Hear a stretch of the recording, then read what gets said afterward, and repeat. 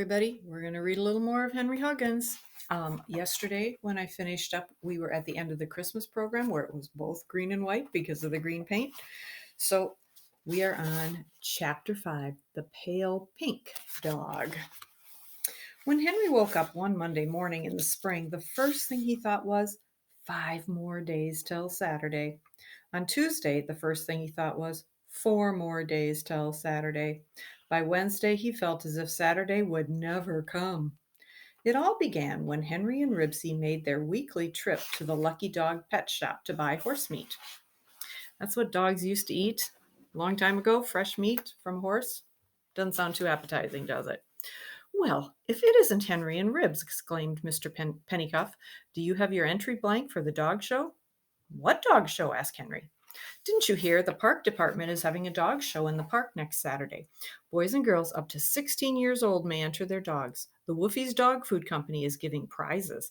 Better take an entry blank and fill it out. A fine dog like Ribsy is sure to win a prize. Ribsy wagged his tail. Well, said Henry doubtfully, he's an awfully good dog, but he isn't any special kind. I mean, he isn't a cocker or a bulldog or anything. That doesn't matter in this show. Now you just take this blank and fill it out. See, here's a place for dogs of mixed breed like Ribs. Gee, thanks, said Henry. I think I will. He took his entry blank and 2 pounds of horse meat, and he and Ribsy ran all the way home. When they came to Clickatat Street, Henry saw Scooter and Robert playing catch. Mary Jane and Beezus and her little sister Ramona were standing under a snowball bush, shaking petals down over themselves and pretending it was snowing. Hey, look, yelled Henry, waving the paper at them. The children gathered around him to look at his entry blank. I'm going to enter Ribsy, said Henry. He'll win a prize. Mr. Pennycuff said so. Ah, Ribsy's just an old mutt, scoffed Scooter. He is not. He's a smart dog, and besides, it says he doesn't have to be any special kind of dog. See, it says dogs of mixed breed. Say, look at the list of prizes, said Robert. Woofy's dog food, squeaking mice, feeding dishes, leashes, movie tickets, beanies, silver loving cups, a whole lot of stuff. If they're giving silver cups, I'm going to get a blank for Princess Patricia of Terrabruck. She's a better dog than Ribsy, said Mary Jane. Princess who? Demanded Scooter. Princess Patricia of Terrabruck. That's Patsy's real name. She has a pedigree, and I know she'll win a silver cup. Patsy was Mary Jane's Cocker Spaniel. You know, said Robert thoughtfully, I'm going to enter Sassy. She's getting kind of old, but she's still pretty lively, and she might win a movie ticket or something. Beezus and Ramona didn't have a dog. They had a cat, 3 white rats, a turtle, and 1 guppy.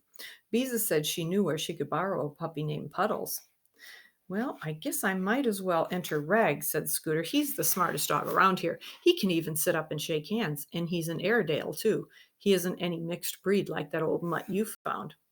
Ribsy isn't old, and he isn't a mutt either, and he can sit up. He's a better dog than your old dog Rags, and he'll win a better prize. I'll bet he wins a silver cup. Don't make me laugh, scoffed Scooter. If he'd been any good, his folks wouldn't have let him get away. At last, Saturday came. Henry jumped out of bed as soon as he woke up because he had a lot to do before the dog show at 10 o'clock. At breakfast, he stopped gulping his cereal to ask, Mom, can I give Ribsy a bath in the bathtub? May I give Ribsy a bath in the bathtub? May I give Ribsy a bath in the bathtub? Can't you use the laundry tub in the basement the way you usually do? His mother asked. But Mom, this is special for the dog show. I want to do an extra good job on him this time. If I get him good and clean, I know he'll win a silver cup. Mrs. Huggins sighed. Yes, Henry, you may give Ribsy a bath in the bathtub if you'll promise to clean up the bathroom afterward. Thanks, Mom. I'll clean it up. Excuse me, please. Henry, I'm afraid you didn't eat much breakfast. I hope Ribsy does win a silver cup, but I wouldn't count on it too much if I were you. After all, he's just a mongrel. He isn't a mongrel, Mom. He's a mixed breed, and I know he's a better dog than any dog around here. Come on, Ribsy. Ribsy followed Henry into the bathroom. When Henry began to run the water into the tub, he looked at Henry and then at the water. Then he tucked his tail between his legs and started to sneak out of the bathroom. Oh, no, you don't. Henry grabbed him by the collar. He put his arms around Ribsy's middle and lifted him into the tub. Ribsy was heavier than he'd been that day about a year ago when Henry carried him into the bus. Because this was a special occasion, Henry didn't use flea soap. He used his mother's shampoo. Ribsy whimpered. Henry rubbed the shampoo on him and worked it into a thick lather. He rubbed and scrubbed. The suds foamed thick and white until Ribsy, except for his face, was hidden in mounds of thick lather. Now you ought to be good and clean, said Henry. He scooped up handfuls of water from the tub and poured them over the dog. He poured and poured, but the lather only grew thicker. If only he hadn't used so much shampoo. He tried mopping Ribsy with his washcloth. That helped, but it still wasn't fast enough. He had an idea. He moved Ribsy around so that he faced the end of the tub and turned the shower on him. Ribsy tried to jump out, but Henry held him. Ribsy raised his head and howled. Henry, his mom called, what are you doing to that poor dog? Just washing him, answered Henry, and turned off the shower.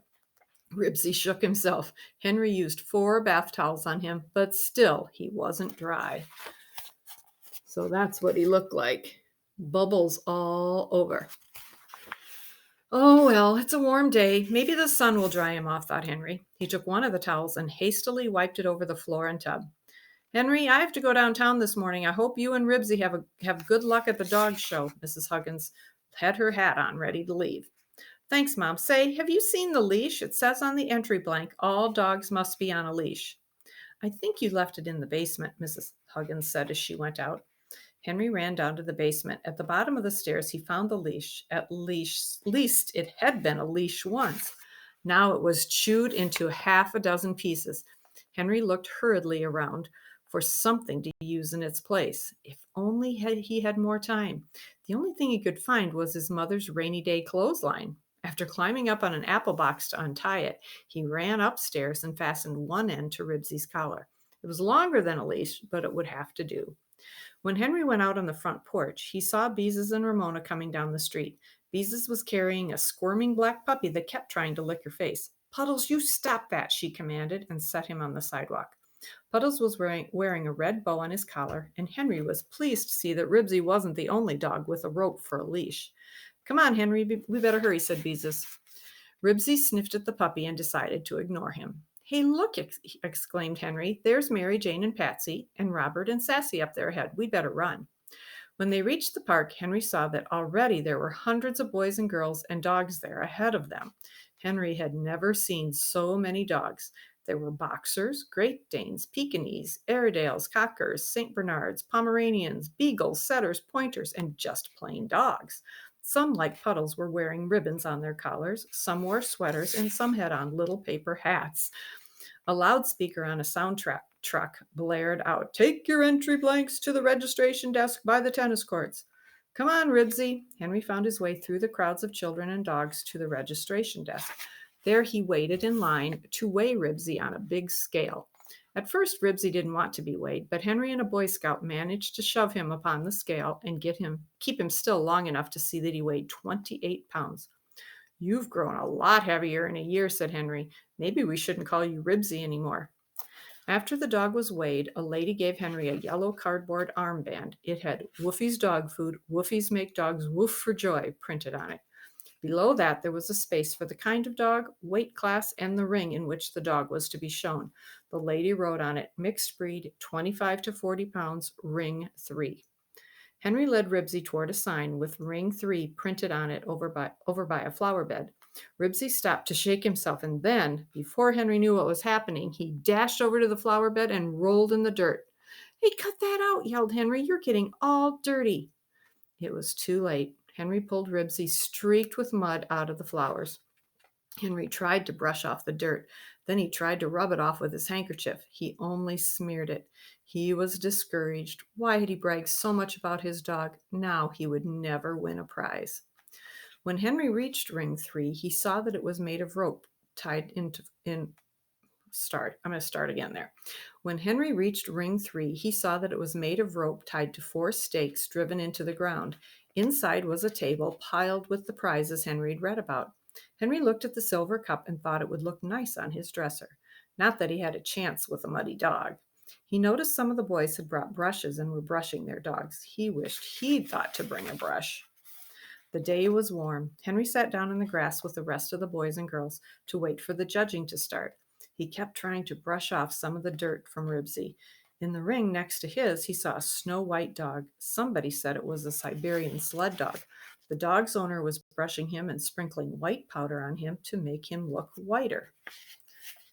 Okay, there's a whole bunch of the dogs. Henry had an idea. If he only had time, he could run home for a can of talcum powder to sprinkle on the white parts of Ribsy. It would cover up the dirt. It didn't matter about the yellow and black and brown parts. The dirt didn't show there much. Just then, the voice boomed over the loudspeaker. We are going to postpone the judging for a little while because we have a real treat for you kids. Maud, the trained mule, is going to entertain you. The children all started toward the truck to see Maud. That is, all except Henry. He was not interested in any trained mule. He wanted Ribsy to win a silver cup. Here was his chance. He could run home and back while Maud the mule performed. Come on, Ribsy, he yelled. We have to step on it. Followed by Ribsy, he ran as fast as he could out of the park and up the hill to his house on Klickitat Street. He rushed into his room and snatched his hairbrush. He tore into the bathroom and grabbed a can of talcum powder. Then he rushed back to the park with Ribsy. The children were still crowded around Maud. Henry was so hot and sticky that he had to sit down in the grass to catch his breath. Ribsy was panting and his tongue hung out. Henry brushed him with the hairbrush. That helped a little. Then he sprinkled powder on the big white spot on his back. Henry was horrified. He could scarcely believe what he saw. The talcum powder wasn't white, it was pink. Who ever heard of a dog with pink spots? Quickly, he tried to brush the powder off, but Ribsy was still damp and the powder didn't brush off. That's all for today. We'll pick it up again tomorrow.